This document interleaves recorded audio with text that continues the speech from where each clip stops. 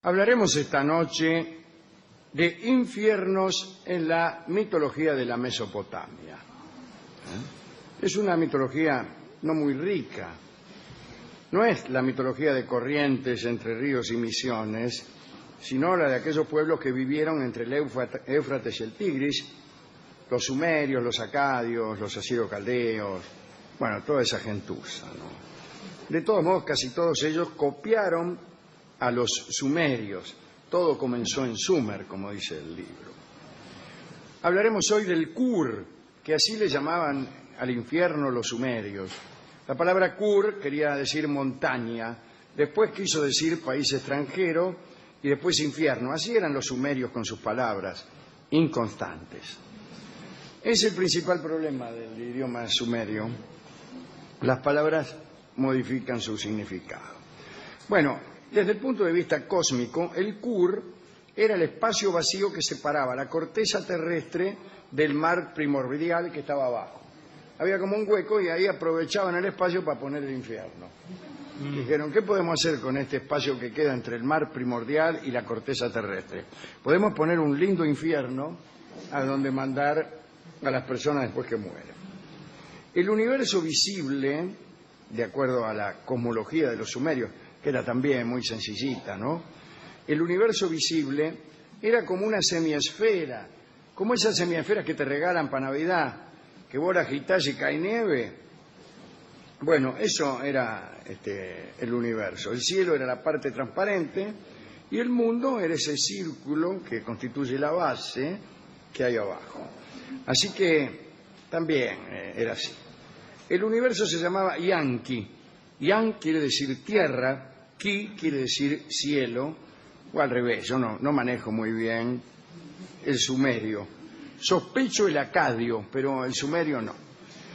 El Kur, el infierno, estaba debajo de la tierra, allí iban a parar todas las sombras de los muertos. No se podía llegar hasta haber atravesado a bordo de una barca un río, se llamaba el río Devorador del Hombre, así era el nombre del río. Bueno, era como los ríos del infierno griego, pero era una hidrografía más competente la del infierno griego. Ahí tenía el Aqueronte, tenía el Cosito, un río que se llamaba Cosito. Dice, mira, ahí está el Cosito. El río de los lamentos, el río de las lágrimas, custodiados por Medusa, el Flegetonte, el Piriflegetonte, que era un río de llamas. Bueno, y el Estigia, que era una laguna y también un río que desembocaba en ella, cuyas aguas curaban y tenían la propiedad de romper todo recipiente en que se quisiera contenerla, salvo uno, que era el casco de un caballo utilizado como recipiente. Ese no se rompía. Había en la Arcadia griega, en la Arcadia real, digamos, una fuente real que se creía tenía las mismas aguas del Estigia, y con esas aguas curaban a la gente. Estaba también el río Leteo en el infierno, que era el río del olvido. Las aguas del Leteo te hacían olvidar tu vida y tus pecados, pero en realidad no podías tomar esas aguas porque el castigo infernal consistía más que nada en el recuerdo de las macanas que uno había cometido en su vida. Entonces no dejaban que los inquilinos del infierno probaran el agua del Leteo. Pero bueno, volvamos a los sumerios. Esta era la hidrografía infernal de los griegos, que era más poética, más compleja.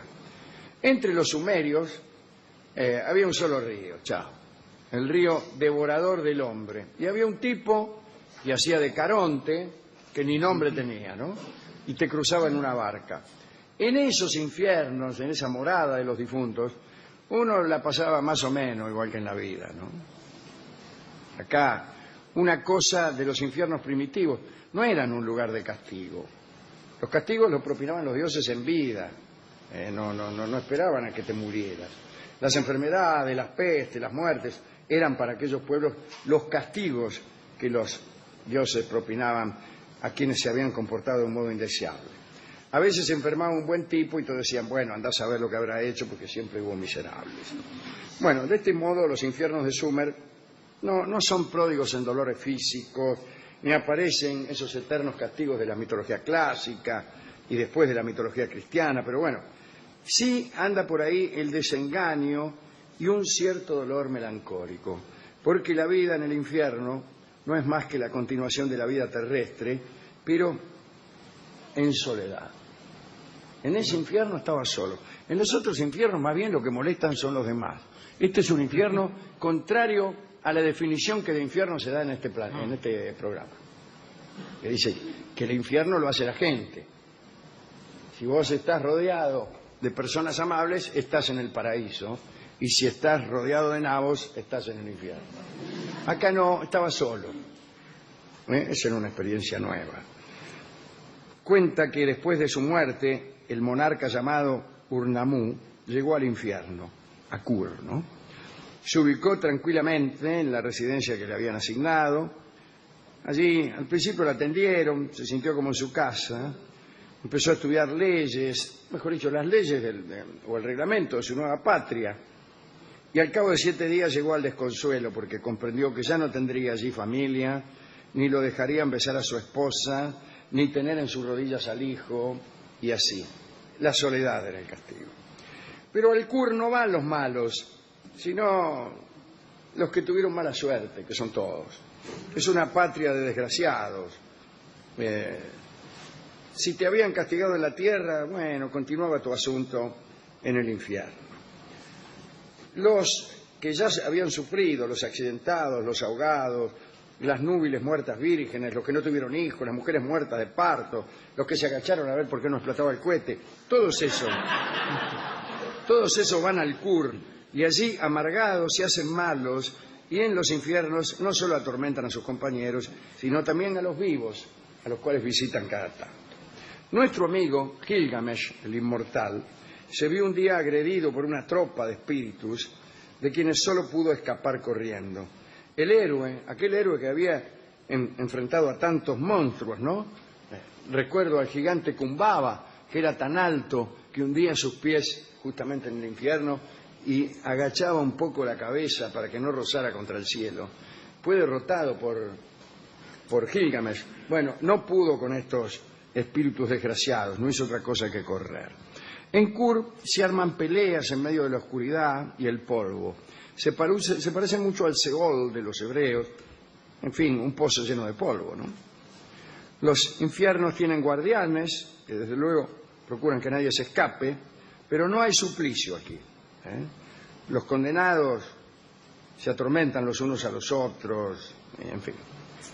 Fieles, el mejor relato de gente castigada en este infierno es este. Es el de Dumuzi, el dios muerto. En el Kur no solo había difuntos mortales, sino que también había algunos dioses que en principio eran inmortales, pero que por ahí los mandaban al infierno, anda a saber por qué.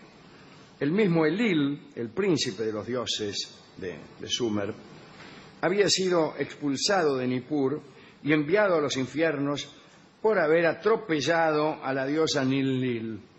Le faltó el respeto, porque atropellar a una diosa era tremendo por muy príncipe del infierno que fueras.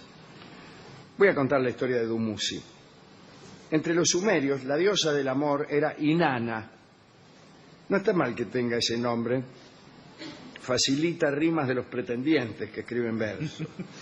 Andaba Inanna medio noviando con Dumuzi, el dios pastor. Dumuzi la había conquistado presentándose con algunos regalos en la puerta. ¿Quién es? Soy Dumuzi. Mire lo que le voy a poner en la puerta. Dumuzi tenía la propiedad de hacer brotar de la nada queso, crema y leche. Llegó, le golpeó la puerta, aquí tenés queso, aquí tenés crema, en fin. Ahora bien, golpeó la puerta, salió la tipa Inanna y ni bien la miró fijamente, Dumuzi no pudo resistir más y se unió a ella, vamos. ¿Qué tanto buenas tardes ni tal? A continuación se la llevó a su casa, pero esto le iba a traer problemas. Inanna era muy ambiciosa. Se le ocurrió acrecentar su poderío y ser no solo la diosa del amor, sino también la diosa de los infiernos. Veo que hay gente que no se contenta con nada. Y bueno, dice, voy a bajar a los infiernos para ver cómo puedo realizar este proyecto. Se metió en una laguna de agua negra, que era para los sumerios la entrada del infierno. Allá estaba la titular de los infiernos. ¿Quién era la jefa de los infiernos? La hermana de Inanna, que se llamaba Ereshkigal. Era la hermana, pero también su peor enemiga. ¿Vio cómo son algunas son así, mujeres las hermanas. Que tienen a la hermana como peor enemiga? Bueno, como Inanna temía que su hermana la matara, le avisó a uno de sus alcahuetes que si ella no regresaba a los 3 días, cumpliera unas instrucciones que le dio a Sobrecerrado. Se metió en el infierno, se fue hasta el templo de Ereshkigal, estaba construido ahí a todo lujo, se encontró con el portero Neti, le preguntó el nombre y el motivo de su visita. Soy Inanna y se vengo a conquistar los infiernos. No, inventó un falso pretexto. Sí, mejor. Neti la dejó entrar, sacó los cerrojos de las 7 puertas infernales, pero al pasar por cada puerta, Inanna fue perdiendo alguna prenda. Señor. Un spogliamento, ¿me entiende? Esto es muy bueno para el cine. Sí. Hasta que al llegar a la última puerta quedó completamente desnuda. Ahí sucedió algo espantoso. Aparecieron unos seres que la arrastraron y la obligaron a ponerse de rodillas ante Ereshkigal.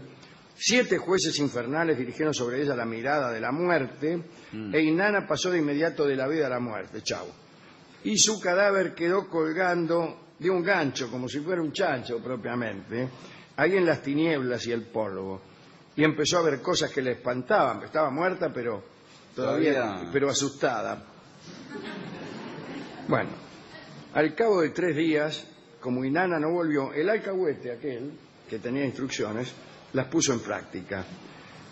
Primero fue a ver al dios Enki, le dijo que modelara con arcilla 2 entes asexuados, Kurgarru y Kalaturru.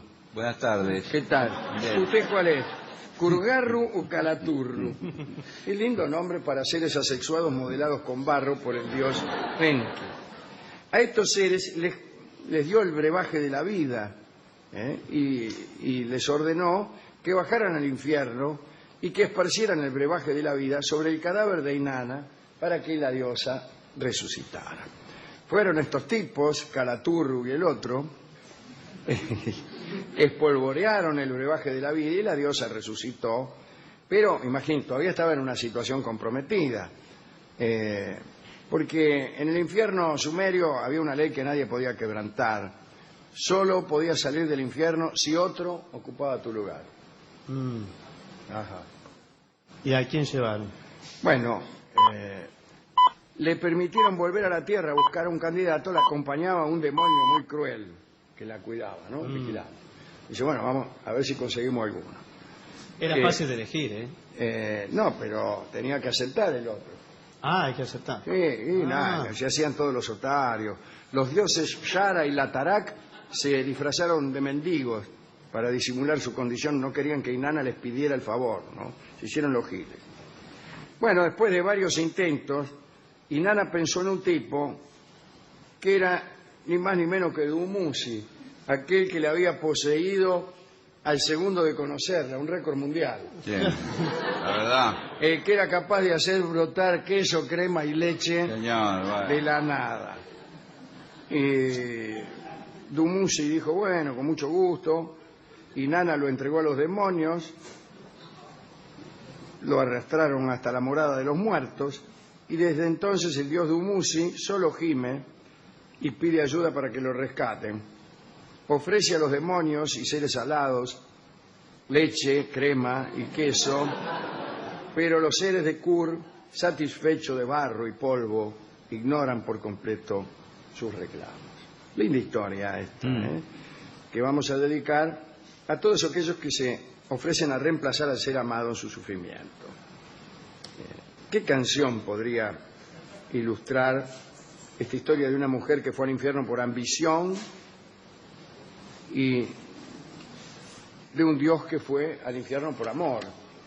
Son los dos motivos por los cuales se puede ir al infierno: por ambición y por amor.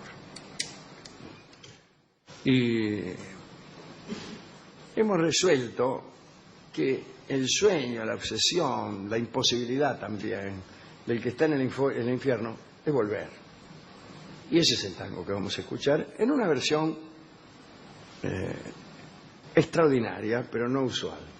Es un dúo de bandoneones. Son dos bandoneones que tocan: Aníbal Troilo, Astor Piazzolla. El tango es Volver.